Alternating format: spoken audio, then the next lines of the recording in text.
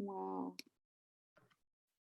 Okay, all right. So I want to welcome Annie Tate, and I'm glad that you're here with us. And I see Donna came on. So hi, Donna, nice to see you. And Gerd, thanks for joining us as always. And I think that it's okay to call the meeting to order. Does that sound good with you, Keith? Sure. Oh, yeah. Okay, great. So Good. welcome everyone to the November Farm Hill Neighborhood Community Meeting. And we've opened this meeting up to the general community in Bay Area because our neighbor and friend and fellow Farm Hill resident, Keith Blackey, is going to give a very special presentation on his work in Afghanistan. And so I will go ahead and turn the floor over to Keith, and we're all very lucky and fortunate to have you with us, and are grateful for your willingness to share your story. So thank you so much, Keith. Go ahead.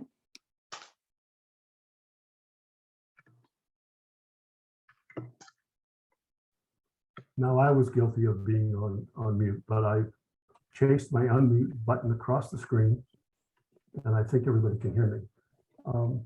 I did look through the attendees, and I see a lot of familiar names. All of you that are joining, I really appreciate you. And I wish I could reach out and hug all of you because I miss you all. So the topic of discussion tonight is to talk a little bit about my experiences that I've spent over 9 years now, or actually it's over 8 years, almost 9, living and working in Afghanistan. A little bit about the table of contents. Chris, could you, there, thank you. So I want to kind of give you the agenda. Everybody always asks me, how did I get there? So I'm going to spend one slide on that. I'm also going to talk about the 10,000 member youth program that I was involved in creating while I was there, and also how I happened to start or be involved in starting the very first Rotary Club in Afghanistan. I think everybody may be interested in what daily life is like in Afghanistan, and I'll spend a couple of slides talking about that. And then the part that maybe all of us came for is to kind of get a status on what is happening with the refugees, and then how we can help. And I've got a few slides on that. And then of course, we'll have a Q&A. A copy of my presentation is available. I'm going to put that link right now into chat. I think I am. Yeah, I may have to do that later because I can't seem to bring up chat. I do want to warn you that there's 41 slides in this presentation, and my experience is that I timed myself a couple of times, and it's going to take us 45 minutes. If it's your dinner time and you've got to go away, don't worry, I won't be insulted. But that's kind of the agenda that we're going to be spending our time on in the next 45 minutes. So I've spent a large part of my life in Europe and Asia. All of the blue circles, I was either fighting a war in Vietnam, I worked for 3 years in China as a vice president of a Chinese company there. I spent military time in Turkey, I spent military time in Libya, I worked in the United Kingdom, I spent military time in Germany and Spain, and I got married in Belgium. I guess I didn't circle that, and maybe that's a bad omen that I didn't circle the Belgian marriage.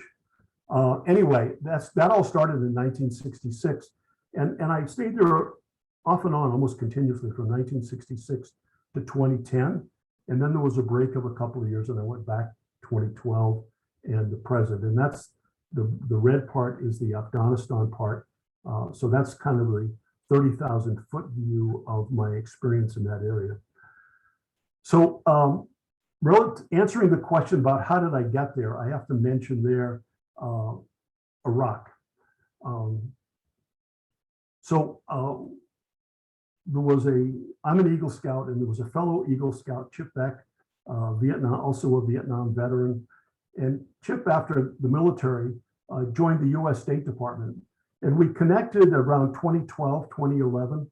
And Chip said, Keith, I'm now as a State Department employee, I'm in Baghdad. It's the middle of the Iraqi war, 2004. And I've been given the State Department assignment to create a youth program. and could you help me? And by helping him, he wanted me to help raise funds. And this fundraising thread is going to go throughout my presentation.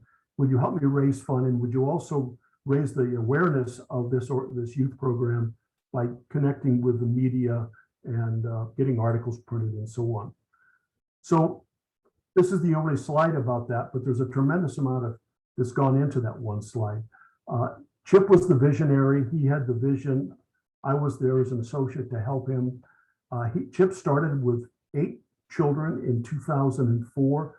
The harrowing story of him going outside the green zone into the village there, literally in the middle, the worst time, if you look at the history of the Iraqi war, 2004 was the most American deaths. In fact, Colin Powell was there, since it's in our news lately. Chip started with that 8 students and a vision. When we left in 2010, there were 150,000 Iraqi girls and boys in the Scout program. Let me repeat that number, 150,000 Scouts in only from those 6 years. They were in all 18 provinces. We had 22 Scout camps, or we still have 22 Scout camps, and they're the most glorious Scout camps you could ever go to. They were all former Saddam Hussein palaces, and American Scouts would be envious of the Scout camps in Iraq with swimming pools and tennis courts and basketball courts and palatial living quarters, all formerly belonged to Saddam Hussein. The program has been the most successful ever. It's totally run by the Iraqis now. There's no support at all from people like me, and it's now integrated into their school system and as part of their physical education program. So these 6 years is what, as a result of this 150,000 Scouts, my name got on the list.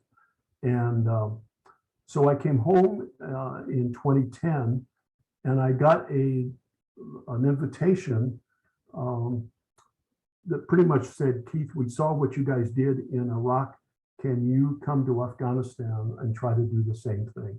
And so in 2012, I got on an airplane, flew to Kabul, got off in the middle of their war. And the rest of a few more of the slides are going to be talking about that experience of that arrival there. So we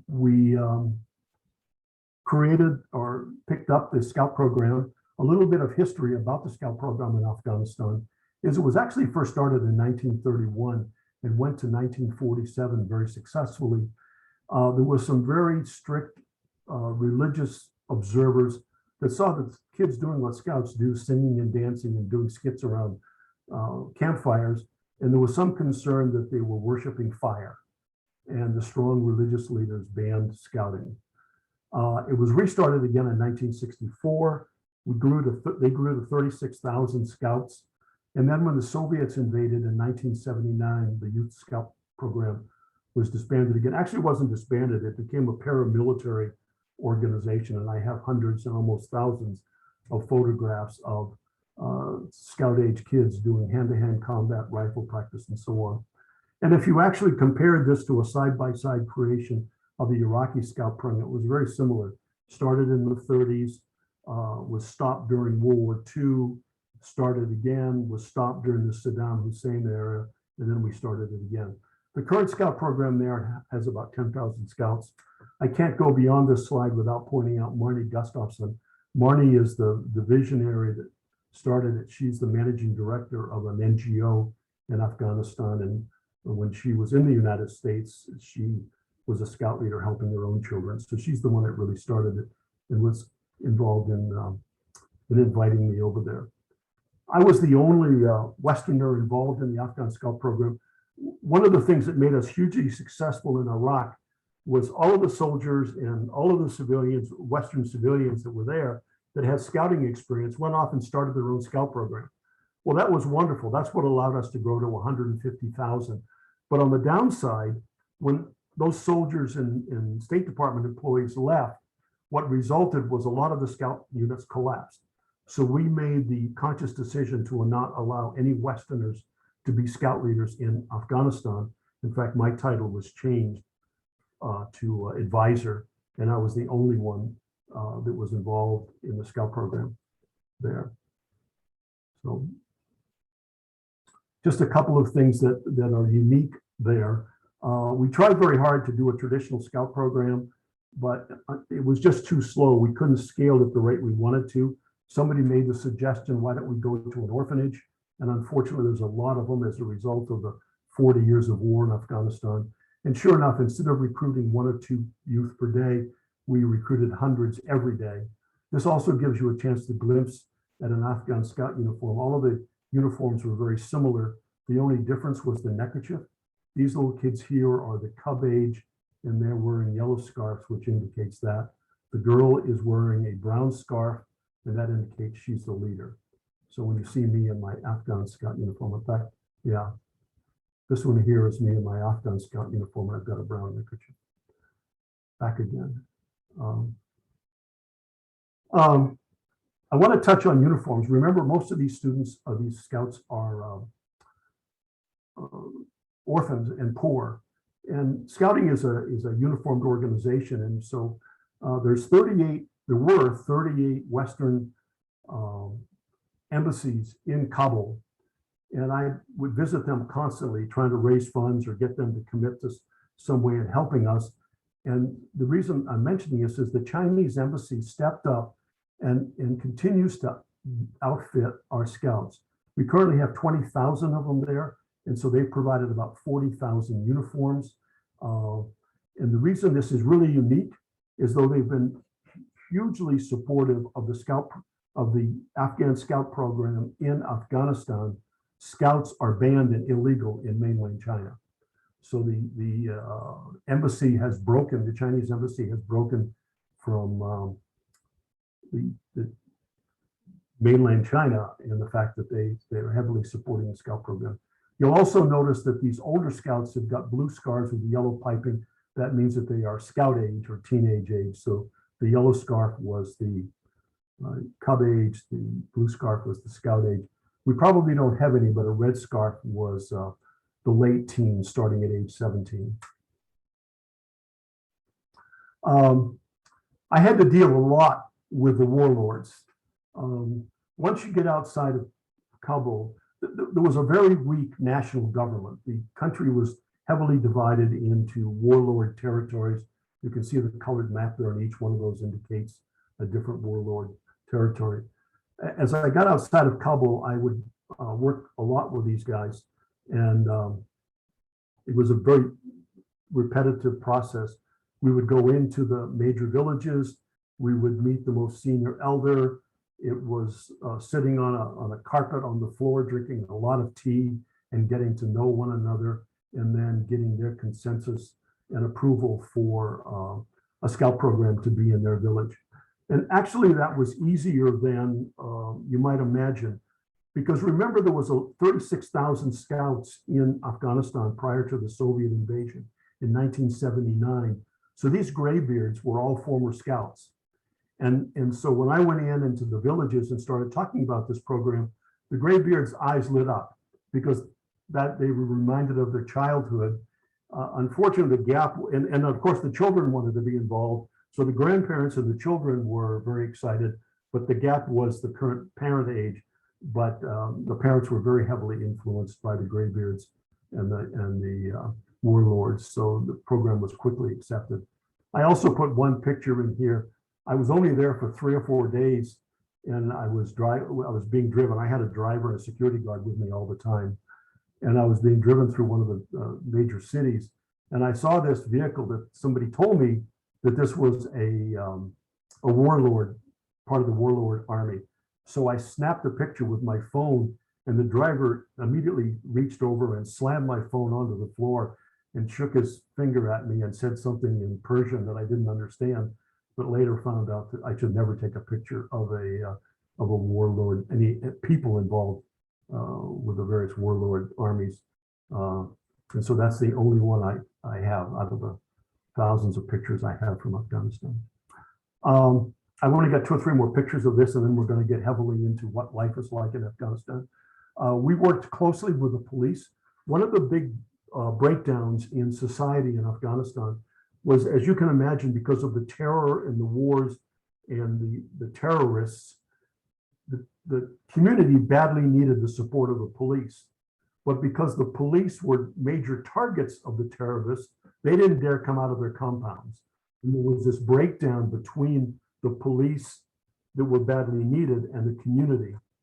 And our scouts went in and took this on as a community challenge and would go into places like high schools and community meetings. And it was amazing. These kids would do these skits of coming on the stage and reenacting family violence, spousal abuse, and all the tragic things that you read about that can be happening in Afghanistan. And you'd see the audience coming to tears in anger, and then the police would come running onto the stage and save the situation. And so as a result of these skits, we reconnected the police to the community, because the police we'd end every skit with a little presentation about introducing the police to the community. And after, the scouts would continue as a service project to create opportunities for the police to be with the community.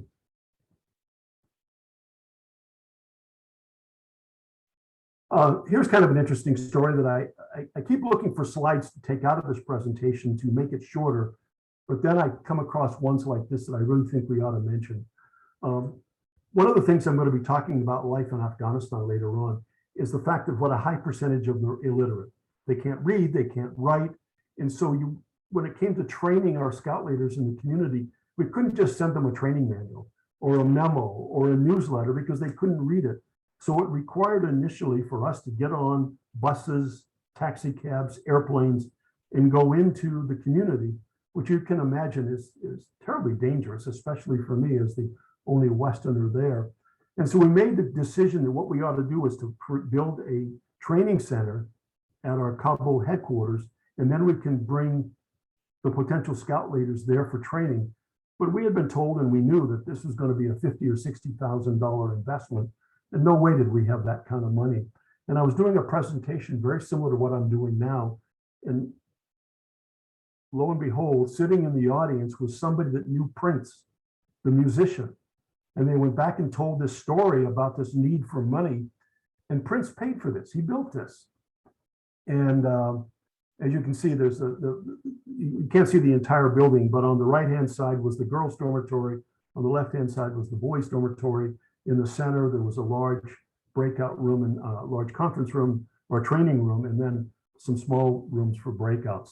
But, and then unfortunately, when Prince died, I got worried that the money spigot was going to get turned off. And I rushed to Detroit and was in the reading of the will. Unfortunately, there's an ongoing donation from his estate that will continue to pay for that.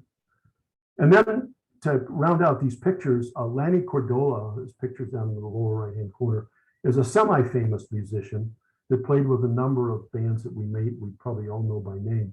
And he, totally on his own nickel, flew to Afghanistan and lived there for about 5 or 6 years and taught the kids Western music. And actually, 2 famous groups have come out of his training. One of them is called the Miraculous Love Kids, which are Afghan girls which sing Western songs and play the guitar. If you look up Miraculous Love Kids on YouTube, you'll get a chance to watch them. And then one of them, which is the most outstanding artist of all, is called The Girl with the Guitar. And you can also search for her name on YouTube and see her performances. What you may not be able to see in this picture is those 4 girls which were part of the Miraculous Love Kids. Though they're wearing civilian clothes, they're wearing scout neckerchiefs. And so they really hadn't had a chance yet to change into their scout uniforms. They would wear their civilian clothes from their homes or their orphanages to the scout center, and then they would change. And these girls kind of only got into their neckerchief. Kind of a sidelight. It was amazing sometimes these girls would come with their hijabs on, very quietly, very submissive, and they would go into the dormitory and change into their scout uniform. And it was like putting a super cape on. They became so outspoken. In fact, the senior patrol leader for all of Afghanistan is a 19-year-old girl. And the women there, given the opportunity. One of them should be president very soon. Okay, I'm finished with scouting, but there's going to be 2 slides of telling how scouting ended up creating the very first Rotary Club in Afghanistan. So every time I came back and did presentations in the United States, and there were dozens and dozens and probably 100 of them, I would do a presentation about the program. I started out doing presentations about the programs in the youth programs in Iraq, and then there was youth programs in Afghanistan. And of course, at the end of every presentation, I put my hand out for money, and there was either the organization that I was presenting to was generous enough to make a contribution. But what surprised me even more so is individual members of that club or organization, maybe it used to be scouts or were compassionate people, wealthy people, would step forward and make donations. And of course, we wanted them to donate to a 501c3 so they would get tax credit for that. And the Boy Scouts of America offered to be our USA 501c3 for donations. So the Rotary clubs, the individuals, the Lions clubs, and so on would donate to the Boy Scouts, who would manage the funds and then distribute it either to Iraq or Afghanistan at my request. And that process was working very well until 2013, when the Scouts says, we're not going to do that anymore. We don't have the manpower to be your banker, and we're sorry, but you're going to have to find another way to do it. And I went back to the Rotary clubs and said, well, we'd like to, can you just send the money to me in Iraq, or can you just send the money to me in Afghanistan? And I found out that's illegal, either through US rules or through tax rules or Rotary rules. They couldn't just mail to or send money to a scout program in Afghanistan. They had to go through another 501c3. And so it was important that we create a Rotary club in Afghanistan as a way to funnel the money, conduit the money to the scout program. So kind of being selfish, we created a Rotary club thinking that it was just going to be a money conduit, and it became hugely successful, hugely successful. We had over 200 members, and 50% were Westerners, ambassadors, so State Department employees, US contractors, and so on, were about half of the Rotary Club. The other half were Afghan. And then almost 50% were women and 50% were men, which just astounded people when I tell them that about 50% women in a country like Afghanistan. But that's how the Rotary Club started. I just want to touch a little bit on what we did, because the club was in addition to supporting the Scout program, did some other humanitarian opportunities. Of course, we always tried to find entrepreneurial opportunities for the women. You can't read about Afghanistan without hearing the terrible way the women are treated there. And for the chefs that are listening here, Afghanistan has for the last 8 years has been rated the best saffron in the world. And I mean, that's up against places like Greece, places like Spain, places like Iran, and they've been rated the very best. And so we would fund and open up opportunities for the women to create saffron farms, and then help them with the processing, and especially help them with the international sales. So we worked with women entrepreneurs. The second program we worked on was congenital disease. We would get the names of children that were suffering from congenital disease. Most often it was cleft lip, and we would schedule them into an Afghan hospital. And then when we would fly in from India, 1 or 2 doctors that would perform one after the other cleft lip surgeries all day long for a week or 2. And then they would fly back to India, and we would coordinate all of that and fund all that. The third one is, of course, my Scout program. And then the one we were most involved in, anybody that's in the audience that is a Rotarian knows that polio eradication is a huge part of their annual funding. And now we're down to only 2 countries in the world that have polio. One of them is Afghanistan, the other one is Pakistan. And because of the only club there at the time, we were at the tip of the global Rotary spear on polio. And I'm going to touch on that on one and two other slides later in the presentation. Okay, so we've gone through, how did I get there? The 10,000 member youth program, starting the very first Rotary Club in Afghanistan. And now I want to talk a little bit about daily life in Afghanistan. And if there's a, and I hope I don't ruin your dinner, but if there's a shit list somewhere, Afghanistan is on it. And the first one I'm going to talk about is corruption. Afghanistan is one of the three most corrupt countries in the world and has been for years. And that affected every single part of our day. And it didn't just affect me and us, but it affected every Afghan citizen. Either as a result of the corruption, you had to pay a fee to do anything, to get electricity, to get internet, to get water, to get food, to have your children go to school, whatever it may be. There was what they call bachi, a fee, a corrupt fee to pay for it. And how it mostly affected me is, remember, I relied 100% on international donations, and anybody that was aware of the corruption factor in Afghanistan was certainly concerned about, was their money going to the intended purpose? And so I had to be the most transparent individual in the world to totally track every penny that was donated to me and document the way it was spent through photographs and reports and Excel spreadsheets, give everybody the confidence that the money was properly spent. I recently found a quote, which if you can't see it, I'll read it to you. A recent audit of 60 aid projects revealed that 91% of the donated funds had been wasted or misallocated. 91%. I had heard numbers like 20%, but this right here was a study done only in the last 6 months. And it's just unimaginable to me that the United States, just as one country, donated $2.3 trillion. And if you think that 91% of that went into corrupt politicians or something, and I don't think it did, but whatever the number is, it was terrible. And actually ended up is, we may think that the Taliban army beat the Afghan army. They didn't.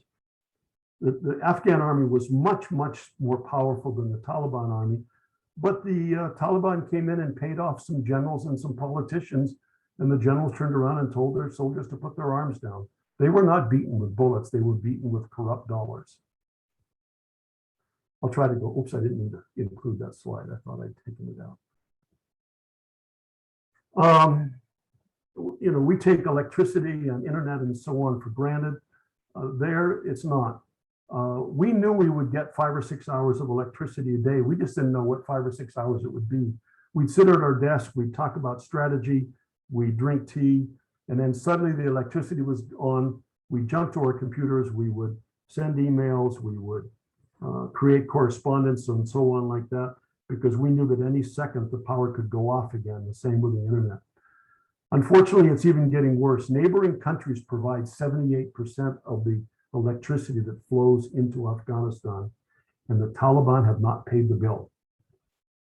Afghanistan owes $90 million, and all the surrounding countries have threatened to throw the switch, which will turn off most of the power for the entire country. And if you think it's tragic now to lose everything in the flip of a switch, and so far no donor has stepped up and offered to pay that $90 million.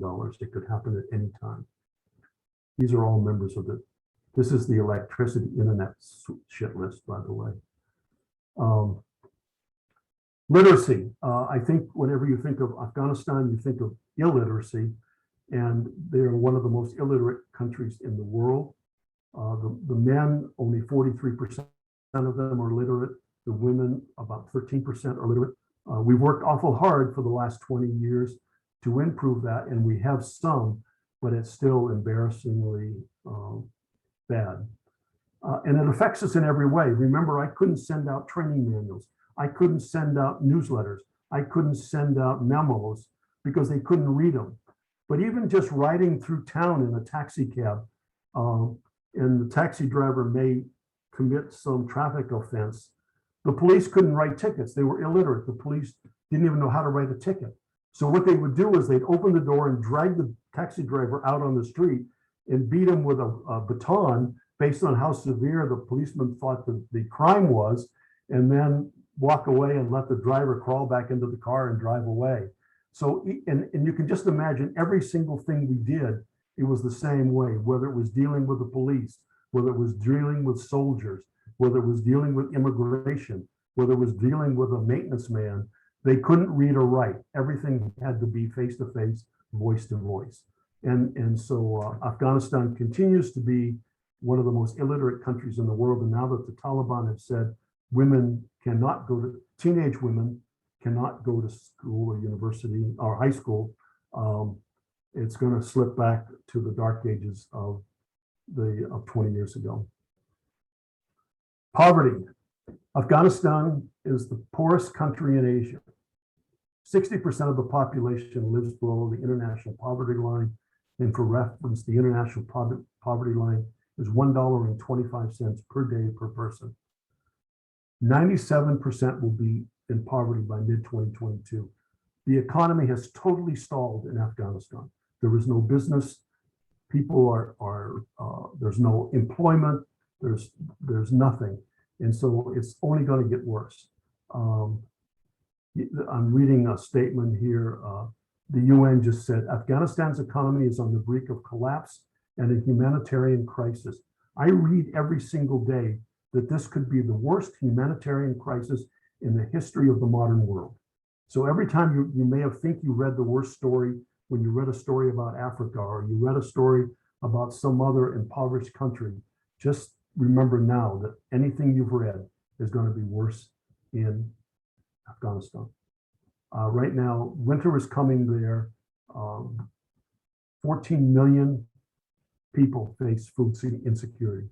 14 million is the potential starvation this winter. Okay, let's talk about security. And Afghanistan comes in last in the world's global women, peace, and security ranking. Last. There's 172 countries in the world. Afghanistan has the honor of being number 172 on the security shit list. And that was a statement by Georgetown University. Most violent countries are Afghanistan, Central African Republic, and Burundi.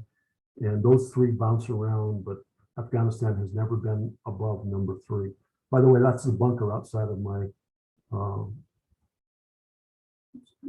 living quarters in Kabul. I want to take a time to kind of show this picture. This is just going to be and this is how we protected ourselves. So life in Afghanistan, every single building had a wall around it, whether it was a supermarket, whether it was a beauty shop, whatever it may be, every building had a wall around it. And I want to kind of take you through the 4 levels of defense of those walls. So I don't know if you can see it, but about 2 meters from the wall, there's a trench, which water also flowed through, but there was a security purpose of that trench. If a vehicle like the one that happens to be on my left, I don't know where it is on yours, but on my left, attempted to ram that wall, their front wheels would fall into the trench and would stop them. So the first level of defense is a moat. Unlike 500 years ago, there's a moat protecting every wall. And that was to stop wheeled vehicles from smashing into the wall. Now, if they attempted to penetrate the wall with a tread vehicle like a tank, the next level of defense is about a 3 or 4 foot, 1 meter or so stone wall that was several feet thick. And that actually, if the treaded vehicle could get over the moat, it would slam into that impenetrable stone and concrete wall and would probably be stopped. So the second level of defense is a stone and concrete wall. The third level of defense is a cinder block or concrete wall that was built on top of the stone wall, and it was 2 meters or 3 meters, 6 or 7, 8, 9 feet tall. and it could stop an RPG, a rocket propelled grenade. So the trench was for wheeled vehicles, the stone wall was for tracked vehicles, and the concrete or cinder block wall was to stop rocket propelled grenades. At the very top of the wall, there was another 2 meters, 6 or 8, 7 feet of canvas, which was not intended to stop anything, except it was to block the vision of a potential sniper that was across the street and would maybe try to fire into the compound. So trench, stone wall, concrete wall, sniper view blocking within multiple levels of defense in our compounds. We also had armed guards, and the reason I took this picture is these were our guards that were just finishing up a practice attack resistance training. So they would guard all of the gates. They would guard each gate, and then there were also several of them inside the compound that would rotate at each of the guards points. So this is the life that we led. And I mean, even if you went to the grocery store and wanted to buy some hamburger, you had to go through these walls and the checkpoints, and they would pat you down every time. Healthcare. Healthcare has always been the worst. The Taliban prevented a lot of the doctors, the few doctors that were trained, many times once they got their education, they would leave the country and maybe go to Pakistan or Iran, or even if they were lucky to get to Turkey or up into Europe. So the next shit list for them is healthcare. It's now teetering on the edge of collapse. Salaries have not been paid in months. I just read today that the largest COVID and maybe the only COVID hospital still opened in Afghanistan is closed because just closed today because they can't get inoculations. And so they totally run out of supplies. Historically, international donors have paid for the healthcare system along with many other things. But in retaliation to the Taliban, most international donors, in fact, right now, I think all international donors have frozen donations to the Taliban, and there's $600 million that were scheduled to be delivered to Afghanistan that's now frozen until is being used as a negotiation chip with the Taliban. 87% of all the healthcare facilities are now closed. And this is the astounding one that you've got to sit down when you listen to this. Women and children deaths are expected to increase, not grow to, increase by 33%. So Afghanistan, through their terrible healthcare, women and children have always been on the list for early deaths, childhood deaths, childbirth deaths. But now whatever that number was before, it's going to increase by 33%, or targeted increase by 33% this year. So healthcare, which always was bad, is going to be worse over this winter. By the way, I'm almost ready to move into how you can help, but I'm trying to give you a view of what life is like today in Afghanistan. What you don't think of often is Afghanistan and climate change, but Afghanistan is one of the most vulnerable countries in the world to climate change and one of the least equipped to handle what's to come. One of the most vulnerable countries in the world for climate change. 80% of the Afghan income and economy is based on agriculture. And a result of climate change, the arable land has shrunk from 60% of the country down to 12%. So only 12% of the country is still suitable for agriculture as a result of climate change. And now they're facing the worst drought in 3 decades this year. Once again, temperatures are rising, and the droughts will impact the agriculture. I know they keep moving further and further south, where there's still irrigation. International donors have built 3 or 4 dams, put in irrigation systems, and all of those are now either in ruin as a result of the last couple of months or unusable because the employees are not getting paid and they're not coming to work.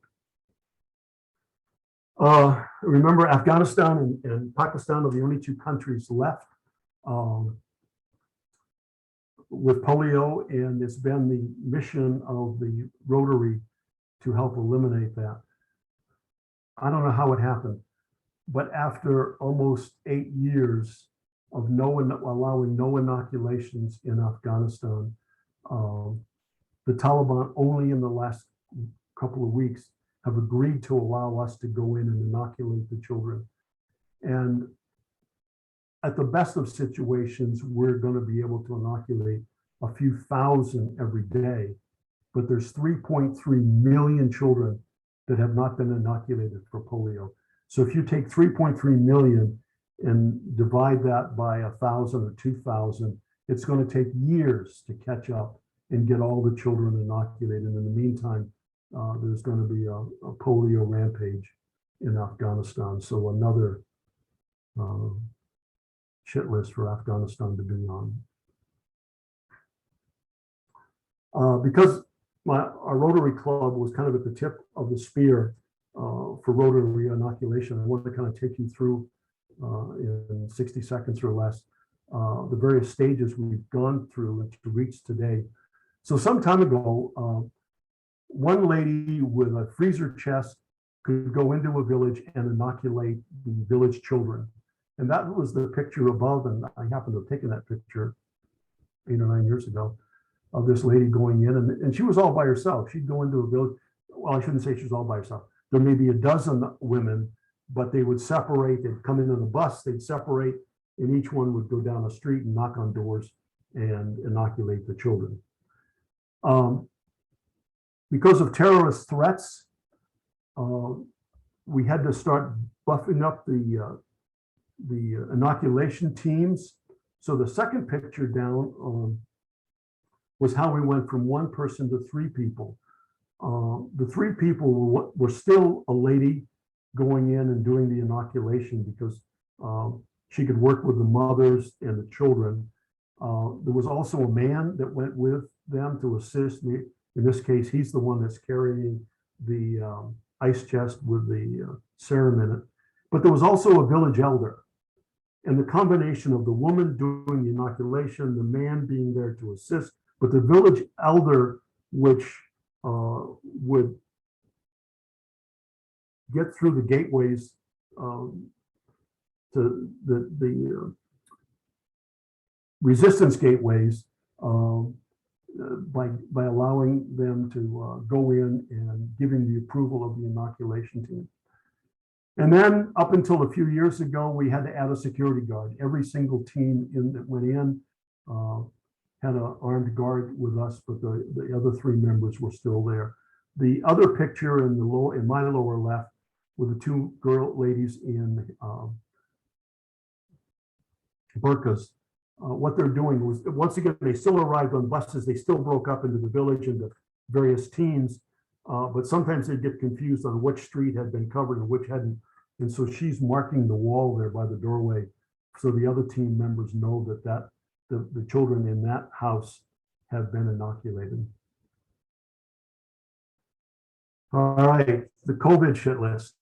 The Taliban did not allow COVID inoculation. There was some done to VIPs. President Ghani was inoculated early on. Some other VIPs were inoculated, but the general population wasn't. Now, you would think if the general population wasn't inoculated through illiteracy, not knowing about the 2-meter rule, 6 feet rule, and so on like that, there was all kinds of opportunity for a terrible COVID disaster. But the reason that didn't happen, the speculated reason is why that didn't happen, is the Afghan population is very young. I think like 80% of the population is under 25 years old. And that's primarily the fact that older people were killed in the war. And so we really didn't have the rampage, the COVID rampage that a lot of us expected. But lo and behold, the Taliban, after all these years, have changed, and they've only in the last week or two have allowed us to go in and inoculate for or vaccinate for COVID, and we're doing 40,000 vaccinations per day with the help of UNICEF. So, and I'm also pridefully showing off my scouts. The scout, you can see he's wearing a neckerchief there, a scout neckerchief. They were involved in going in and spraying areas, decontaminate entire buildings, and working in the hospital. And then the lower picture is the scouts that would go out, and we had some tote bags made. They would go out. Remember, they couldn't hand out flyers. People couldn't read them, but they would go out and do one-on-one presentations. And they would start in just neighborhoods and start going down, knocking on doors and describing how they should prevent COVID transfer, and maybe hand out a little tote bag. So my scouts did that and continue to do that. I don't mean to keep calling them my scouts, but maybe because they aren't, they're Afghan scouts. Okay, let's talk about refugees.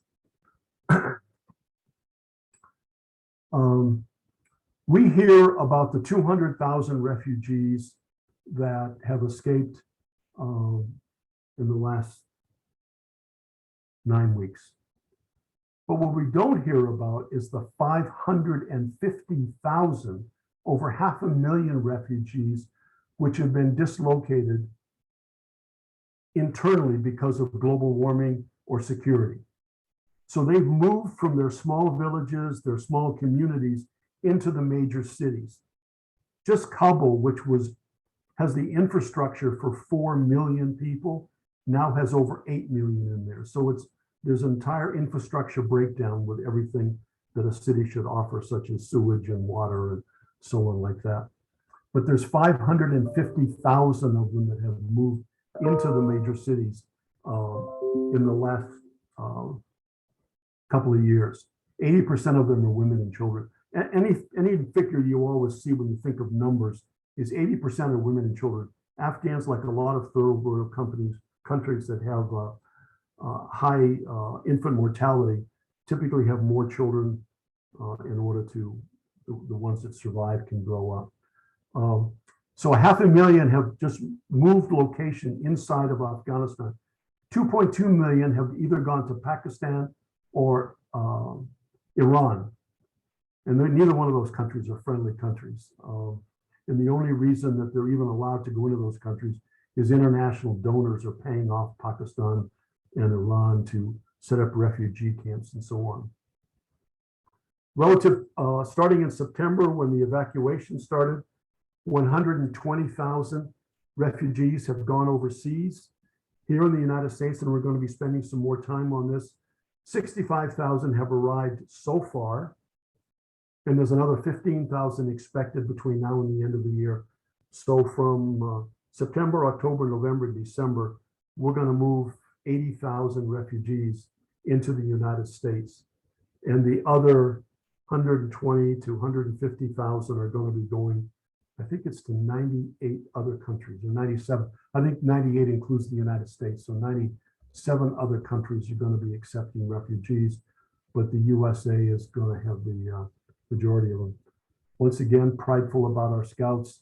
The scouts are working with the internally displaced 550,000, helping set up tent villages, helping coordinate things like food lines and some of the inoculations that I was talking about later and so on like that.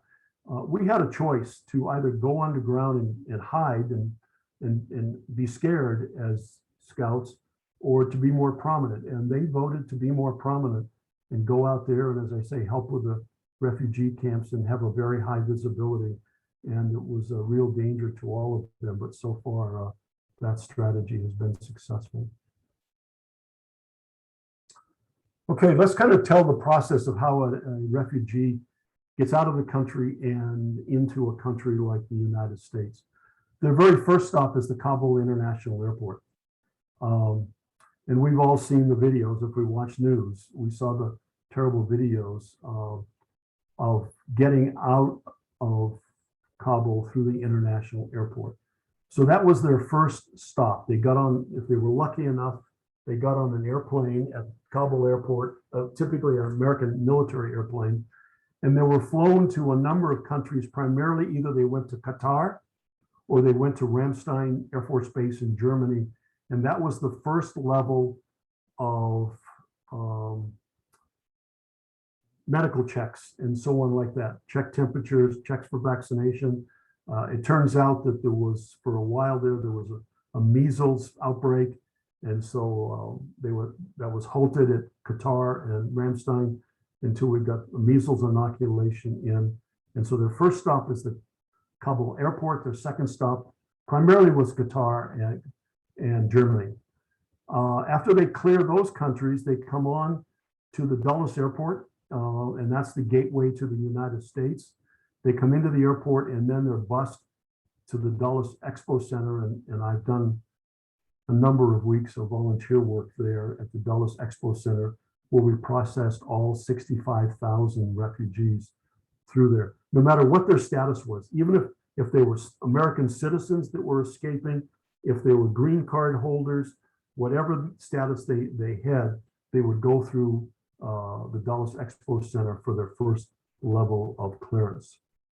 After the Dulles Airport clearance, and that was quick and short, although they typically, some of them may end up staying overnight for 2 or 3 days at the Expo Center, but we got them out of there as quickly as we could. This is where most of them are right now. They moved from the Dulles Expo Center into refugee camps at 8 U.S. military bases. You can see the list of them there. And many times these are just like any other refugee center that you may have read about or seen or experienced or maybe even visited. They're giant tent cities with thousands of refugees. And by the way, this is where they're going to stay for months, because when I show you the next slide, you'll see that the accordion collapses right here. Quickly out of Kabul, quickly out of Ramstein and Qatar, quickly out of Dulles into the 8 military bases. And this is going to take months, and I'm pessimistic that it may even take a year or more to get them out. So this is where most of them are right now. If you wanted, and by the way, there's huge aid operations, private civilians, aid organizations that are in the areas of these bases are doing Herculean volunteer work to help the refugees that are stuck there. I mean, you can imagine that week of getting 120,000 evacuees out of the Kabul airport is the largest evacuation in the history of the world. I mean, we may read the stories about, unfortunately, Afghans falling off wheel wells and dying and so on like that, but it never would have happened. I mean, our Air Force and Army responded literally in days to create the largest evacuation in the history of mankind. Okay, this is the part where it starts to get down to us. Of the 65,000 or so refugees and 80,000 by the end of the year, here's where they're going. And if you can't read that chart, California is going to get 5.3 thousand. Texas is next at 4.5, and the others are going to be spread across the United States. I think there's only 3 states that are not getting any. And people have asked me why, and I'm sorry, I don't know why those 3 states aren't. But most of the people in the audience today are going to care about the 5.3 thousand. To kind of give you some idea where most of them are going, Fremont, across the bay from us, is the largest Afghan population outside of Afghanistan. So many of them are going to be living in the East Bay. Sacramento has got a high concentration of Afghans, and San Diego, LA area, or actually south of LA area, are probably, so Sacramento, East Bay, Orange County South are going to be where the majority of them are going. But nobody's going anywhere until housing is available. And so they're putting some of them into hotels, and there are some apartments which are becoming available. But until we can house 5.3 thousand evacuees, they're going to stay at those military bases. So I'm reading reports every day about some of them are starting to arrive in Sacramento. There's a big event this weekend greeting some of them that are coming into San Diego. And the most of the aid agencies and largest aid agencies are in the Fremont area, and they're helping the evacuees in there. But what we all as Bay Area citizens care about is our portion of the 5.3 thousand, which I think is going to be more than half, though that number hasn't been divulged yet, how they're going to break them up by county. Okay, here's some do's to do when you encounter a refugee and you want to be helpful. Do be encouraging, compassionate, and sympathetic. Every single person getting off those airplanes are suffering from PTSD. In fact, everybody living in Afghanistan, and when I was in Iraq, every one of them have got PTSD, psychological problems, physical problems. And we had one baby that was born literally on the airplane coming out of the Kabul airport. And I read places, I think there's 60 or 70 babies have been born in those military camps. And the physical and mental stress and de-stress is just overwhelming. And so they may act irrationally, but you've got to understand what could be causing that. So just be understanding, encouraging, compassionate, and sympathetic if you have any reason to work with the refugees. Support the global, national, and local refugee programs. I kind of think you're wasting your time, and that's my opinion. You're wasting your time if you try to do something as an individual. The only way to really truly be helpful and make a contribution is to connect with one of the aid organizations, and I'm going to talk about those in next couple of slides. But marshal all of the forces together. They're experts. They've been doing this for years. They've even been working with Afghan refugees for years. And so find a place with one of those organizations and volunteer your time or volunteer your money or volunteer your household donations or volunteer something to help them. But my recommendation is don't try to do something on your own. Ask me questions. I get literally more than 200 text messages and phone calls every single day. And I do presentations like I'm doing right now, 2 and 3 or 4 times a week. My website, my Facebook page is there. There are more than 12,000 pro-Afghanistan posts on that Facebook page. I currently have 5,000 friends and over 8,000 followers that follow me every single day, and to try to get the current news about what's happening and where, what the current status is in Afghanistan and what the current status is in the United States, and ways that people can work together. In fact, and unfortunately, I'm going to share one message I got today, which is kind of pessimistic, but I'm not aware, and I don't mean to think that I'm that important, but I'm not aware of any other source for current information anywhere than my Facebook page. Remember, there's 12,000 posts there that have been posted over the last 9 years. And I typically post 4, 5, 6, 7 updates per day. And I take 200 messages. My time for the last 9 weeks has been 12, 14, 16 hours every single day working on nothing except this. Okay, there's some don'ts.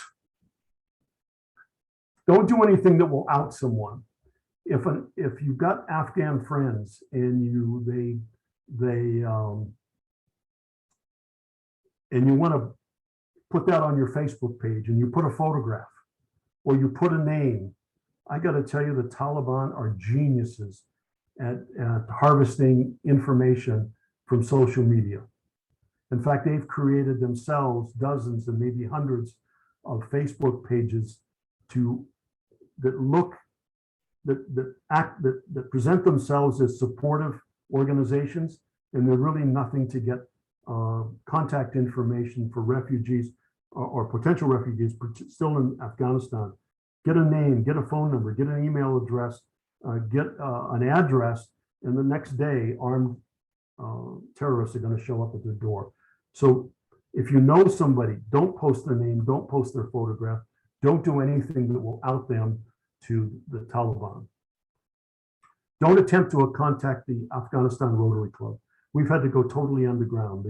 The president has been a close friend of mine for a number of years. In fact, he was the president when we started the club, and it's gone full circle. It was the president when the Taliban occupied. He was on the third to last flight out of Kabul and is safely now in Connecticut. But we've hid everything. Pictures are gone, promotion is gone, websites are gone, Facebook pages. So I know I've got some Rotarian friends in the audience. Don't attempt to contact them there.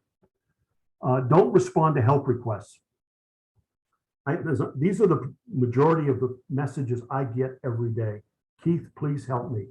You know, there's subs there, and I don't want to ruin your day or your meal or the rest of your life by telling some of the horrible things and photographs and videos that I'm sent.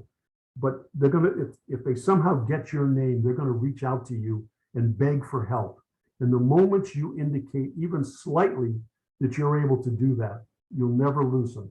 And I got to tell you, the price just to get into the game is $20,000, because if you want to evacuate or be the sponsor for an Afghan family, you've got to show that you have at least $20,000 of spendable assets, even to accept them. And then there's paperwork and logistics and scheduling and coordination. And unless you're ready to stand up to that $20,000 and those hours of paperwork and so on like that, don't even imply that you might be interested in a request, because you'll never get rid of them. They're desperate. They're absolutely desperate. And if you show any indication that you want to be helpful, you're going to live with it. I've taken this one off the list and put it on the list a couple of times, but now it's back on the list. Don't refer to them as Afghanis. And that's a strange term. I mean, right next to Afghanistan is Pakistan, and the people who live there are Pakistanis. On the other side is Iran, and the people there are called Iranis. But Afghanistan, the term Afghani is their currency. So like our currency is dollars, their currency is called an Afghani. So if you refer to an Afghan person as an Afghani, what you're doing is calling them money. And it's like a slight insult. In fact, I went to a presentation in Fremont, and even the mayor of Fremont, the largest Afghan population in the United States, during her presentation speech, referred them to as Afghanis. So we're all guilty of it, but if I can warn you in any way, don't, they're Afghans. And then don't be a victim. And I'm speaking from my own personal experience. When hundreds of people ask you every day, beg you, when you get photographs from a wife of what happened to her husband because I was unable to help them, I start to become the victim.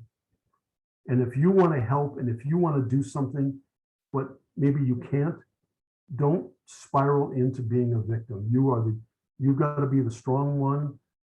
You've got to do what you can. But sometimes we feel so helpless and so defenseless in wanting to help these poor people that we start to spiral in as a victim. So don't allow yourself to be a victim.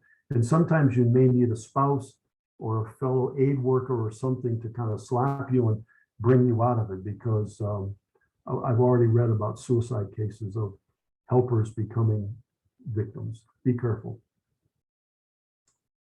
We're coming down to the last couple. This one I added today. This slide was put in today. Don't share help resources unless you know they're valid. I've already mentioned the fact that the Taliban are become experts at posting Facebook pages and websites trying to get VIPs still in Afghanistan to call into the website or connect into the Facebook page and ask for help. I'll read this one because this literally arrived today. Important security alert. A Taliban and Haqqani death squad is posing as the Western human rights and rescue organization.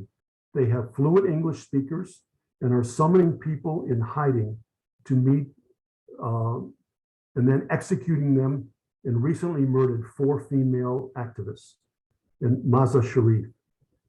And it goes on to tell you the phone number that they use. So these 4 girls in Mazar Sharif, which by the way is up near the northern border and about the 4th largest city in the country, they got a phone number. They got a phone call. It says, come to the airport. We're going to help you evacuate. They found their bodies about a week later. So in particular, the activists, journalists, lawyers, and so on like that, that are high potential targets. So I posted this today. I got this message. I got the word that 4 girls have been killed about 3 days ago. So don't share help resources unless you know they are valid, because what you may be doing is sharing a Taliban Facebook page that's going to take the information. You shared it to somebody you know, they're going to call that phone number, and the next thing you're going to do is find out that they're no longer with us. So don't share help resources unless you know they're valid. Okay, if you want to help. In Afghanistan, there are still several organizations which are able to help. The UNHCR, which is one of the UN organizations, High Commissioner for Refugees, they've been there all along. They've been helping all along. The UN compound out on the Jalalabad Road they've been allowed to continue working there in spite of the fact that everybody else, all 38 embassies and so on, are now closed. But the UN is still there, and so and they need money. Money just doesn't, even though we think of them as the UN and money is everywhere, it's not. And so if you want to help the refugees, which are still in, or the potential refugees are still in Afghanistan, UN organizations, both UNICEF and UNHCR. UNICEF is the one that are giving the 40,000 COVID shots per day. The Afghan Red Crescent Society. Red Crescent is the Afghan version, or the Muslim version, or the Middle East version of Red Cross. And then CARE International, we all know. There's a longer list. These are the 4 most prominent ones. And I've listed a website there, resources/relief organizations in Afghanistan. There's an even longer list, but I listed the top ones. But if you just do a search and you want to help the ones that are still there, this is how to do it. In the United States, once they've arrived in the United States, if you want to try to help those 65,000 or so, eventually 80,000 by the end of the year, if you want to help them, the International Rescue Committee, which is a global organization, is taking the lead on providing support primarily or taking the lead in the United States. And you can dial into the IRC, I think it's irc.org website, but once again, use Google. And you'll see all kinds of volunteer opportunities there to help. The US government has set up a website called welcome.us, and you go to that website, and the very first picture that comes up and says, do you want to volunteer or do you need help? And if you want to help, you click on that and it will take you down through a tree structure to, depending on what level you want to help at, what your capability is, and so on like that. And you'll find some way to help somewhere. And then the New York Times has posted a website of a lot of the second and third level, tertiary levels of aid that you can give. And the website is there, but once again, if you just type New York Times refugee help organizations, you should get that list. So that's at the United. Remember, I gave you first how to help in Afghanistan. Then I told you how to help at the national level, and this is how to help if you want to help at the U.S. level. Locally, there's several organizations, but nothing is bigger or better than the Afghan Coalition. The Afghan Coalition has been around, I think, for about 25 or 30 years. They're in Fremont. They've staffed up. to be as helpful as they can. They've done maybe half a dozen Zoom meetings with the mayor of Fremont, the mayor of San Jose, help organizations. All of those Zoom presentations are on video at their, it's www.afghancoalition.org. So you can watch those, and I've watched every one of them, and they're excellent. They are a bit overwhelmed, but they won't turn you down. Both Tanya and Abdullah, I think Tanya is strongest at people that speak English, and Abdullah is, he's multilingual and able to speak Persian. And the Persian languages in Afghanistan are Dari and Pashto. 95% of their clients, now these are clients in the United States, 95% are below the poverty line. So this, remember, these guys have been around for 25 years, and even over that 25 years, their clients are struggling, and this organization is able to help them. When you think of Afghanistan, unfortunately, you think of domestic violence. They don't change when they come to the United States, and it's just as bad here as it is there. And so they try to, the Afghan coalition tries to intervene on those kinds of situations. By the way, domestic violence has become a big problem at those 8 Army bases. And the military police and so on have had to get involved in several cases there. And 85% of the Afghans in the Bay Area still suffer from PTSD. So if you want to help locally, there's more than one organization. You can do a search for Bay Area Afghan help. But I think the coalition will rise to the top, but there are others. The Jewish League, the Catholic Church, a lot of religious organizations are helping. The Jewish, Catholic, and so on like that.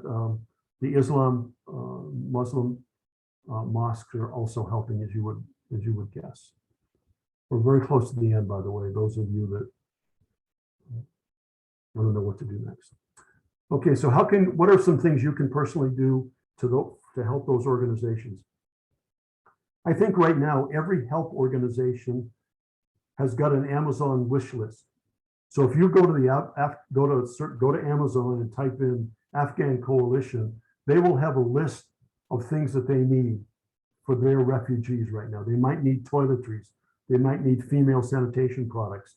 They might need baby bottles, but that list is there. So if you want to do something tonight before you go to bed, go to Amazon, find one of those organizations and buy them something, and it'll be automatically sent to them. And so so that's one way to do something tonight. Interpreters are a big issue. Fortunately now with Zoom and telephones, the interpreter doesn't have to be present. By the way, what I did, even though I don't speak, not very well anyway, Dari or Pashto, I did coordinate the interpreters at Dulles Airport. Phone cards. Most of them are carrying phones, but their phone cards have run out of money, and there's nothing that will make them slightly less stressed right now than to be able to call back to Afghanistan or to call relatives. And if you just want to donate some phone card time, that will allow them to call home and kind of update people and kind of get an update on families back home. Those 8 military bases, soccer is the national sport there, soccer and cricket. But if you want to send some soccer balls or buy some soccer balls and send them to those 8 military bases. By the way, don't waste your time and waste your money sending American sports. They don't know what baseball is. They don't know what basketball is. They don't know what American football is. They don't know what golf is. In fact, when I was there, people would send over baseball bats and basketballs and things like that. And most of them were used as weapons. So airline mileage, they're supposed to pay from that military base to their final destination. So if they're at Fort Bliss, Texas, and they've finally been cleared for housing in Sacramento or Fremont, they get on an airplane and they're supposed to pay their own way. Well, there's airlines and individuals are donating their airline mileage. And I think I read the other day that something like 4 million miles have been donated so that when this family is released from the military base to their final destination, they can use these airline miles. And if you've got some that you aren't using, donate them. Coloring books are helpful for the kids. Hygiene products are helpful for the kids, and infant care, for the adults, and infant care products. We read the other day that one of the biggest problems at one of the military bases was sterilizing baby bottles. And there was some housewives that came in and have set up this baby bottle exchange program right now. But every single day, some new problem rises. You can also help in rewriting resumes. Many of the first wave of refugees that came over are degreed, are professional, speak excellent English, but their resumes don't match with what we're looking for in the United States. So if you just want to sit down with an English-speaking engineer, electrical engineer that may living in Fremont or will live in Fremont and looking for a job in Silicon Valley, just sit down and help them rewrite their resumes. Any kind of job training that you may offer, your company may offer, perfect.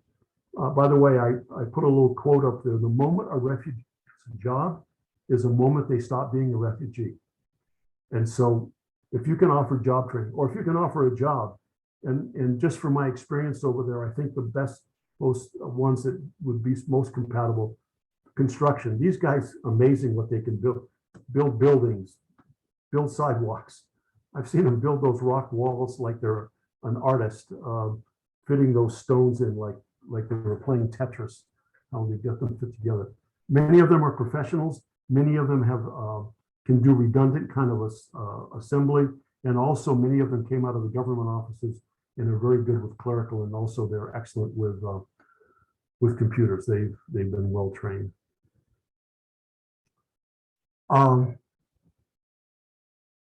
There's thousands still there, and these are the ones that scare me the most. Thousands of media, judges, musicians, LGBTQ, translators, contractors. There was 300,000 Afghan soldiers that are being targeted every day by the Taliban. 300,000. We'll never be able to get them out of there. And then they all remain in Afghanistan. I found this quote 2 days ago from the State Department. 14,000 legal permanent residents. These are legal permanent residents from the United States are still stuck in Afghanistan. When President Biden said, we'll have everybody out, there's 14,000 American citizens or residents, maybe green card holders, that are still there. And so not only do we have to deal with the 80,000 that will be here, but we've got to worry and pray for those thousands that are still there. And those are the ones I get the messages from every day. Keith, find a way to get me out of here. Okay. We're down to the Q&A part. If there's anybody left that hasn't gone home. Keith, I just want to say that, there are no words to express the depth of the gratitude I feel for the work you are doing. It's just amazing. I knew that you worked diligently on these issues, but I had no idea the extent of the work that you were doing. And I'm so grateful for that. I learned so much from your presentation, and there's so much work to do. Does anyone have any questions they'd like to ask? I was writing a whole list of questions, so we may need a follow-up meeting just to go over those.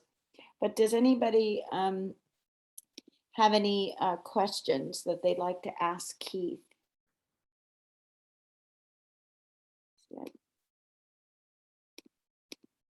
I don't see any hands, but if I might ask, you mentioned that 80% of the population is under 25. Is that right, Keith? Yeah, it's one of the youngest populations in the world, and it primarily comes from the fact that their parents and grandparents have all been killed. That is just amazing. That's it doesn't sound like there's much hope there for them. I don't know what the future holds there, but it certainly is. It hurts my heart to hear what's happening there. It's got the potential of being the worst in modern history. I've heard numbers. Now this can't happen, but I've heard numbers that if we're not able to get food in there and medication in there and warm clothes in there. Remember, 550,000 have left their home. I've heard numbers like 11 million could die this year. 11 million. I mean, that's populations of countries and certainly states. So yeah, it's going to be, it is tragic already. But go ahead. Yes, absolutely. Okay, I don't see any hands. I think everyone is kind of speechless and their hearts are heavy and also inspired by inspired that there are things that we can do to help. And thank you for putting us in touch there, syncing us together with how to do that. I'm so very grateful. Yeah. Go My ahead. email address is there, my phone number is there, my Facebook page is there. If any of you in the audience would like me to speak for your group, I promised 45 minutes and I think I did it 1 hour and a half. I keep trying to cut slides out of there, but I'll gladly do a presentation to any group that you may like to me to do so. I'm happy to do it. Thank you so much, Keith. And I'll include all of the links. I was taking some screenshots of your slides. I hope that's okay. I'll put them up on our website. I will do my best to promote that on our social media pages. And we'll do our very best to spread the what's happening there and get as many people involved as we can to try and assist you with these efforts. So I'm so grateful. Thank you. Thank you so very much. Thank you. You're welcome. Okay, we are over on our time. So I'm going to, our next thing on the agenda was our maps. Let me see if I can share my screen. Let's see, our district maps. So I'm going to go very, very brief and I will put this up on our website, but I just want everyone to see it and know what's happening. So when we do submit the final map, everybody is aware of what it looks like and why it was submitted the way it was. So what basically Farm Hill's been involved in the whole district mapping process since it first started happening back in 2019. Those maps were chosen. We had this lawsuit and the city was forced to do these district maps. And so we weren't very happy, at least our district wasn't, with the way that the maps turned out. Basically, a council member had to be placed in every district. And so the districts didn't make any sense. For instance, we were put with Edgewood Park. Our kids don't go to Sequoia, they go to Woodside. We don't shop over in that. It just didn't make any sense. So based upon all the feedback from the process in 2019, our meetings, our community of interest meeting and the District 7 meeting that was held, I put together using the districtor tool to make the district map for the city. There's some key components here. You have to be limited on the number, the ideal number is 12,060. And so as you can see up here on the screen, that's what I've tried to do to be population balanced. If it's not population balanced, the city won't consider it, the consultant won't consider it. So looking at this, like I said, I'll put it up on the website. The deadline to submit the final map is on the 9th. And so I will be submitting it on like Monday, probably around noontime. So please send me feedback. I can change things, as you can see here. You can come in and it's really kind of cool the way that it works. I can change it. It'll give me the numbers on the side, and I can put in those edits. Does anybody see anything here that is highly objectionable that you want me to work on, over the next 24 hours? Gerd, Regina, Keith, I know you guys are all part of our district. Okay, so here's where we stand, and I think I explained the reasons. Gerd, did you have a question? I've got so many screens open here. Did you? So the question is how close do you have to be to those 12,000? There's a maximum population deviation, and I can't remember what it is right now, but it tells you at the site. I'll have to look at that and I'll put it on the website with the map.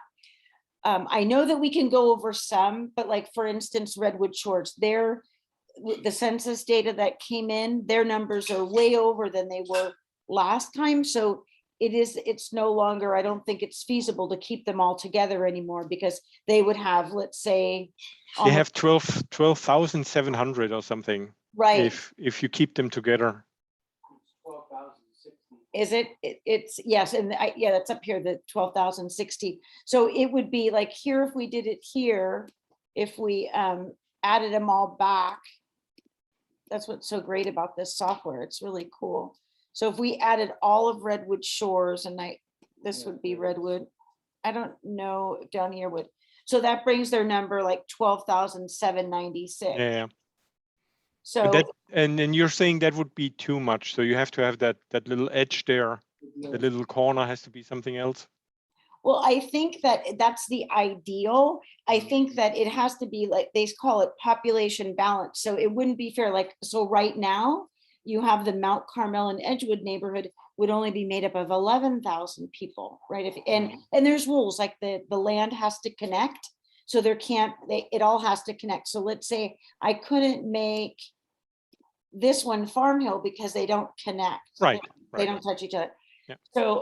So they want it to be, so there's equal representation. So one neighborhood, doesn't have 13,000 and another has 11, if that makes sense. And can you do me a favor and scroll in on Kenyon? Sure. Neighborhood a little bit more. Sure. Right now, that's You see. There we go. And you know what? These maps, unfortunately, as you can see, there's not a lot of detail on what the streets are. I mean, Yeah. it gets closer, but you can see it's difficult to read. So you really have to like pull up another map and look. Is this what what you're looking for? the Kenyon area. Go a little bit north. Okay. There. Okay. So the part that is between blue and yellow, right? The green part. Yes. These kids partly either go to school-wise, they either go to Clifford, so they would be yellow. Okay. Or they would go, some of them are still Roy Cloud, so they would be blue. If you could choose either yellow or blue there, it probably makes a little bit more sense than the green. Okay. So for instance, let's say with this area here that's highlighted, that I just turned yellow, is that a Clifford? I think these are Clifford. Okay. It's hard to tell, but I think these are. And what about the Clifford one next to parcels? it? Yeah. Is it also Clifford? Yeah. Okay, and around this way as well? In order to be together, shouldn't those be then blue if you come from this side? The gray part is county, right? It's Right, exactly. so it's not connected. So either get rid of the green there and make it all yellow, or switch it up between blue and Okay. and, All right. and So I think this that, would be blue, this would be Roy Cloud, and would this be Roy Cloud too, way up? I think these are all Clifford. These are all Clifford. Okay, Yeah. that's really important information. So, but this one here, is this Clifford or is This is hard to say. Okay. It is also, there is one thing that we have in common with this area is the risk of wildfires and PG&E. Right. So that's another thing as well. And so it's one precinct, so you can't divide a precinct. Unfortunately, Right. It has to be the whole precinct. So that's really good. That's excellent feedback. Yeah. So we'll go ahead and make. So exactly, this area either fits together with the Canyon guys or the Edgewood guys over there, or with us. Okay, but not with the green guys in the middle. So with us. Does this? That looks good. Yeah. This seems better. Okay, great. And then this area here, I'm guessing should be this one, this little sliver that there must be an apartment building by the hospital. Would that seem reasonable to have that? Because then that will actually, that would probably could be green, yeah. Okay. because they have to touch, huh? That's so strange how that works, but they don't touch, so they'd have to be blue. Right, because there's no, Mm. you get what I'm saying? Yeah. So, yeah, they're sort of landlocked there. So, okay, so let me move that out a bit. And always, I looked a little bit at Oh, the good. street level. So if you Oh, look good. at Alameda there, or Yes. Jefferson or Woodside, that kind of also always separated the neighborhoods a little bit. So if you have So, too many blue ones now, right, where are we missing? Now we're missing green ones, right? right. And we're actually, yeah, so it'll take a little maneuvering. Mm. But I would like to keep at least this portion of Woodside Road with us, because this is how a lot of our children travel to Kennedy Middle School or to Right. Woodside, and we need to be able to have a voice, and hey, we need this when this stuff, Gerd, with these. Yeah. So where should we take from? We would just basically probably move some things down. Right now, the Woodside Plaza shopping center, you put that to Farm Hill, and that should probably be with the Woodside Plaza guys, or either what is that, pink? So this is the Woodside Plaza area here. So I basically have all of Woodside Plaza. You have Roosevelt, a big part of Roosevelt, you have Woodside Plaza, and you have Farm Hill together, right? Yeah. And so this area here, this neighborhood association, I think it goes like Palm and Is that Central? yes, Central, Palm. This is Redwood Oaks. This is like mixture between Eagle Hill. Because the feedback that I received is that we don't do much shopping or No. traveling, going to school this way, but that we all will either use for either the schools, or a lot of us will shop at either Key Market or at Woodside Plaza. Exactly. We have these main 3-4 shopping centers, the one Oak Knoll, we have Jefferson Plaza, we have Roosevelt Plaza, and then we have Woodside Plaza, right? Yes. So where would you, and I've got all the time in the world, so I know that others might not, but and this is something that, I've been working on for a while, is maps in general, not necessarily this one. But yeah, I'm really want, this is going to stay with us for 10 years. So if there's something that doesn't make sense, we want to make sure we get it changed. I just want to say I'm so glad y'all are working on this. This is super important. I had a few updates, but I think I'll send them to Johanna in an email instead, and then maybe we can disperse the information that way. I don't want to interrupt this work. It's super important. So I'm going to let you guys go ahead and do that. Thank you, Jenny. I'm sorry we went late, and I appreciate you being here. Thank you so much. This is exactly the type of things that should be happening. So okay, I'm great. Really excited.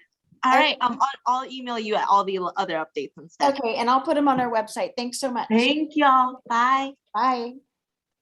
Okay. So which neighborhood is so if you look at the green ones? Yes. The green one is kind of in the middle, right? Right. And it goes, is that going into downtown there? It's yes. going all the way to 101? Let's see. I don't think it goes almost. There's a little bit goes is on the Centennial neighborhood area. So you connected them to Stambo. Hello. Yes. All right. Well, there's a lot of this is like, because this is Edgewood and Mount Carmel, so this is like a lot of money, right? Like this is. And we have more like apartments and more diverse community in this area. And so I think that them having a wide section, right, being all the way down that was my thought on it. What are you, All what's right. your thought? I looked at what I didn't like about the last one was it didn't keep neighborhoods together. Yeah, It just cut through neighborhoods. It didn't look at reality, and the reality is that the neighborhoods are split up by Jefferson yeah, Avenue, or by Alameda de la Pulgas, or by Woodside Road, or by El Camino, and that just splits the neighborhoods if you don't connect them via good crossings, right? right, right. And the last one, they just, you know, we have a council member living here, so let's create a, you know, an area around them. Exactly. And it didn't reflect anything. So the community of interest this time sounds way more interesting, right? And Why is then it- I haven't looked at anything like the population much, how you get there's a, I looked at the tool, there's a, how you, I think the third tab there, The evaluate, oh, okay. where you have to look at, does it reflect? I didn't even look much at that. I didn't even look at it either. I was so working. My Yeah, then- focus was those numbers, those 12065 and where things were at. But yeah, this is like the next step, because this is the next thing that they'll say, okay, it's not, for whatever reason, it doesn't comply, and so your map is no good. The worst thing to happen would be that our map would just not even be considered because it didn't fit the parameters of what they were looking for. So in the end, you forward that to that's the third party company that is looking at this, right? That's a, It is a consultant that the city hired. So this, basically what I do here is, if I were to do the update, you hit update and it says, do you want to, so here's like an update. So you can share now, we have our draft one up there now, or I can save it as a work in progress and come back to it. But I believe this goes right to them. okay. Yeah, I think that's how it works, which is much different than before, where we were printing them and we didn't have this tool to the side. So we were literally with calculators counting how many people. It was impossible. And in the end, it just ended up being where people lived. So so I know that looking at this, is anything in this chart stick out to anyone in particular? Is there anything that stands Yeah. out like, oh, you better fix this? Yes, I have a question about the small green area in the Palm neighborhood. Okay, Shouldn't that be all hot pink? Why is there a small green area? so because of the numbers, because of the population, there's the housing is very dense in that area. Right, And so the numbers, so you have it by precinct, you can't break up the precinct, and one precinct could have thousands of people in it. okay, And so it's basically you're stopped by the population. So trying to put one of the lime green in there would send that over. okay, So then when you balance, okay, where's the schools, where's the shopping, where's the transportation routes?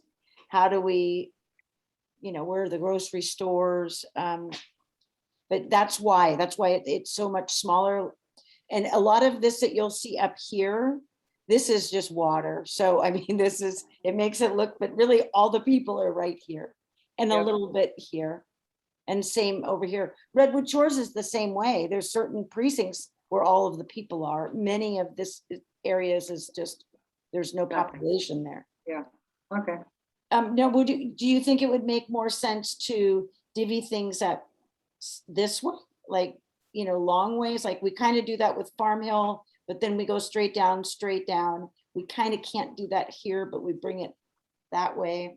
What do It you, just seems odd that there's just a couple of blocks. I have a friend that lives there, Kathy, my friend Kathy that walked with me. yes.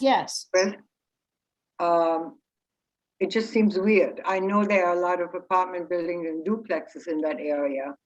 Mhm. So where would the border, where would it be best? So do you Right think there. this should be this should all be pink? You think? Yeah, Okay, okay. And it looks better and it makes sense. I mean, it doesn't make sense when you cut into one neighborhood with only a couple of blocks. Exactly. So see where our numbers are now. Look. I'll make some people move. So this is why these numbers here are so important, because when we're doing this with a calculator, it was maddening. We just give up for the night. But so then we would just start taking from, so I agree, this makes sense. Here's Woodside Road, right? This Right. makes sense. So how do we then make this make sense? You get what I'm saying? Make this, Yeah, I know. unless we were to just cut it this way. But then I think there's 3 or 4 neighborhood associations in this area here. Okay. But I agree. I think that looks, that makes more sense. The Palm Neighborhood Association basically doesn't do anything. I never hear my friend talking about it. Yeah. Well, they're always welcome to come to ours. I mean, we mostly talk about the same stuff. It just, I mean, it looks better now, but when I walked the streets, it was always weird how some areas of the Alameda were cut off. And I thought, well, that street should belong to us. Exactly. It was, and people didn't even know. They're like, oh no, I'm not in your district. You're across the street. Yeah. Literally across the street, one side of Right. Alameda and Right. the other side, no. Yeah. So you can see now, where would you suggest now our green is, where would you suggest we pull from the green? Do we move in here down this way? And then move Edgewood Park over, like maybe take the green down into more of the downtown area this way, take it away from the lime green? Do you want me to think now? Huh? Come on, I just listened to Keith the whole night. Okay. That was a lot more I important. know, I know. Okay, so I think I'm getting a gist of what you're saying. Is there anything else that stands out in this? So I'll work on the numbers and I'll email them. I'll probably do this tonight. You And could then- probably move the pink over to the left towards, what is it, right here? So like this way? No, the lower part, go a little bit lower. Low. Down Coming towards here? Farm Hill, coming towards Farm Hill. Oh, okay. Okay, there. And then Okay. take a corner from here. I think you have to give some of the pink one now to the Carmel Yes. green, right? Yeah, Yeah. So, so are you saying we should these should be, see how that precinct looks? See, yeah. It those looks weird. precincts, it makes it, okay, so, Yeah, think about it tonight and okay. bring it tomorrow. And then, yeah, and just give me the list, like, okay, this doesn't make sense. And then the deadline is Monday, Okay. so. Okay, is it okay if we wrap up on this and go into if anybody has any announcements, is that okay? No objection? Okay, all right. So, oh, we're down to 5. Okay, I couldn't even with my screen share. Okay, so we had the city announcements. I'll put that on the website. I'll include it in the email. There was also something I wanted to share. There's an organization that I've been involved with the Juvenile Justice Commission, with my fellow commissioner. It's called Fixin San Mateo, and they have a survey out right now that is wanting to get people's feedback on the sheriff's interaction with ICE and how the sheriff is, if you're released from the county jail and you're undocumented, the sheriff is calling ICE. So if anyone's interested in that, it's Fixin San Mateo, Fixin San Mateo. And I will go ahead and also include that information on the website. Anything else that anyone wanted to bring to our attention? Yes, I would like you to work on keeping the roundabout on Dover. Okay, I live at the bottom of Crompton. You guys are not affected by the stuff that's going on down here. okay, It really cuts down on the speeders coming around the corner. The stop sign at Dover and Crompton is a constant worry for me because they come down too fast. Okay. All right, then I'll cease operations on the roundabout. Yeah, I mean, it really works, Joanna. Okay, okay, that's good. That's good. I get someone who tells me, why is this roundabout still here? And I'm I know. on, It has nothing to do with kids playing in the street. It Okay. has to do with people driving slower. okay, I drive the roundabout on purpose. I could come other streets, but I don't.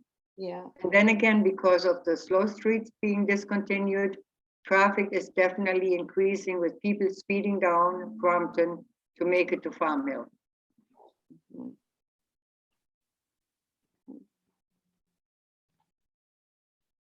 I heard that the Redwood City is got a grant for traffic. It'd be nice to see some traffic patrols in our neighborhood. We haven't had any for I many. told the people at the city I was gonna go steal some slow street signs from somewhere else and put them back up on Vera.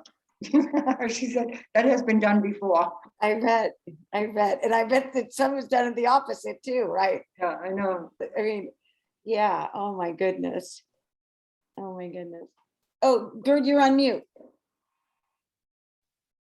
I think all these slow streets are gone now by now. No, I think Vera Vera is the last one. Catherine has a few signs left, I think, yeah. but that's pretty much it. But it really worked because people take the shortcut from the Alameda, they come down Crompton, make a left-hand turn at my stop sign and go up Farm Hill to Canyon.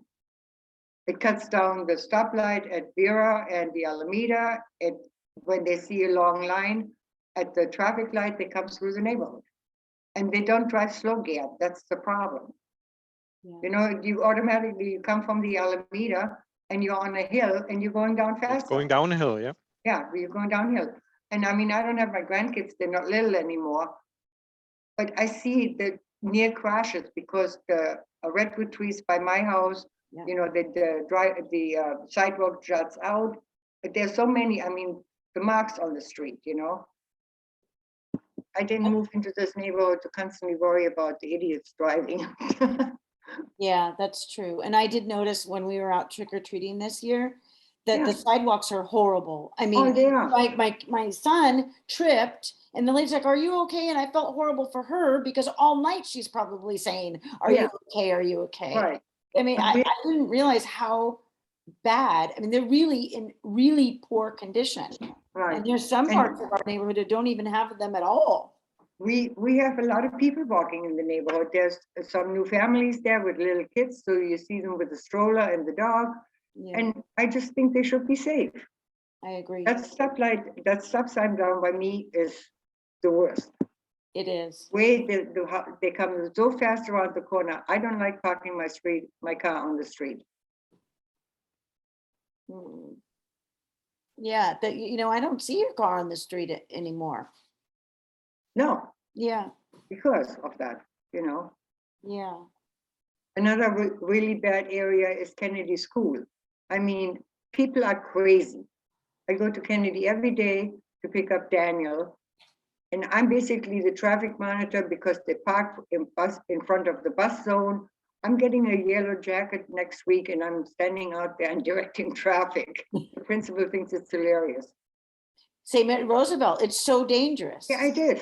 It's horrible. I couldn't, today I was in the pickup line. My son goes to Roosevelt and I'm in the pickup line and I'm like, how are these kids, nobody getting seriously injured I here? know. People are going around the buses. There's one lady who's doing crosswalk, but the parents are not listening to her. They're parking in handicap. They're going whichever way they want. I'm at Kennedy every day, making sure that the sidewalk isn't blocked because the people are in line to pick up the kids. The idiots do not realize that when you're blocking the sidewalk, the kids are going to have to weave in and out of the cars, which makes it dangerous because I don't know if that old lady, and I'm dealing with 3 or 4 people that are the same people every day that I tell you can't block the sidewalk. Maybe we should make a call, Regina, and to Eric Otterson over at the PD and have him come out after school. That really needs to be. They have adopted the school. They should be out there making sure Right. that the kids are safe. I mean, the school bus driver and then the sign where it says bus stop, that is so high you can't even read it. He's out there pulling the branches off the tree, and I told the principal, I'm coming with my screwdriver to lower the sign, so it can, at least people can read it. Don't park there, the bus is coming. We have special needs kids there that come with a smaller bus, and then you have the other ones that get transferred over to the other side of town. There should be no reason why a bus driver has to worry about that. Yeah, that's true. And Good. then they're trying to get into the driveway at school. You can't go straight in either direction because some old grandmother, I mean, I'm a grandmother, I'm sorry. She's in the middle of the damn street trying to get into the driveway. Uh-oh. It doesn't make sense. So I want the police to come out there and do some monitoring. Okay, well, I'm sure I'll send him the video. They'll be happy to see it. Like, hey, you know. Oh, I'm on video, forget it. So, Gerd, same situation up at Roy Clouds? Yeah. With the, is I don't that know. your experience, Gerd, with the traffic and the? So my kids walk. We are never out there with the car. We have a number of crossing guards. From the side we are coming, for us it's fine. Okay. But if you have to drive, it's crazy. So there are two parking lots, and they try to get some order in there, but if you go with your car, you're stuck there. Yeah. Yeah. Oh. So Yeah. my kids for years we walk. Okay. And you don't have any issues with like it being safe or feeling like, that it's dangerous being a If you walker? walk, you're on Yeah. the sidewalk. So that's what Okay. I'm always saying. If you walk, you're on a sidewalk. Everybody knows where you're supposed to be. The problem is middle school like Kennedy has no bike racks, right? So the kids, there's no, for middle school like Kennedy, there should be 20-30% of kids should be there with bicycles. That would reduce your car traffic, right? Well, But this school isn't planned for. There are no bike lanes going there. well, most of the kids walk from the Woodside Plaza area. My grandson is from Woodside Plaza. He walks to school in the morning, but then he comes to me in the afternoon, which, I'm going to pick him up. But I park on Connecticut and I walk to the school. And it's just amazing that people cannot park somewhere else a little bit further away and walk to pick the kids up. There are no more than 4 parents standing there, physically standing on the sidewalk waiting for the kids to come. Everybody is in a car. And you And see, I think yeah. one of the teachers does the crossing guard stuff on the intersection of Connecticut, and I do too. I just stand in the middle of the street and I won't let anybody drive. Thank you for But doing a that. lot of these kids are coming from the El Camino area. Right, and that's where the big bus comes.